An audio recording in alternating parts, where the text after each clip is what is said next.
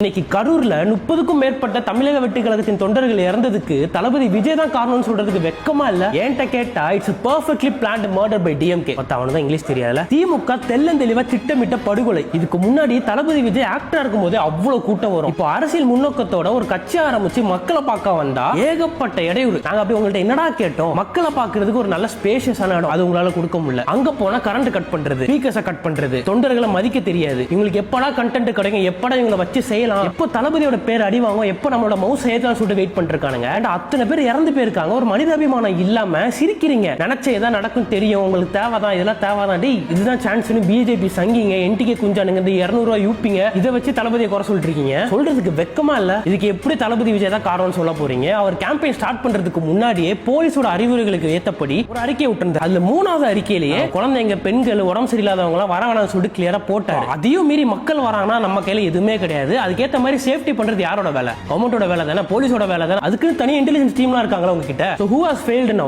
தளபதி இல்ல, மக்கள் இல்ல. அதுக்கேற்ற அதிகாரிங்க தானே பொறுப்பு எடுத்துக்கணும். இன்னைக்கு மட்டுமே கரூர்ல 3 லட்சம் பேர் வந்திருக்காங்க. இவ்வளவு கூட்டம் வரும் தெரிஞ்சு அதுக்கேற்ற மாதிரி இடம் கொடுக்கணுமா இல்லையா? மக்கள் எத்தனை ப்ரொடெஸ்ட் பண்ணிருக்காங்க, எத்தனை படுகொலை நடக்குது, அந்த இடத்துக்குலாம் போகாதவங்க அமைச்சர் செந்தில் பாலாஜி இந்த விஷயம் நடந்தவன பறந்து போயிட்டார் ஹாஸ்பிட்டலுக்கு. எதுக்கு? சிம்பத்தி ஓட்டு வாங்குறதுக்கு, பிச்சை எடுக்கிறதுக்கு. வெக்கமா இல்ல?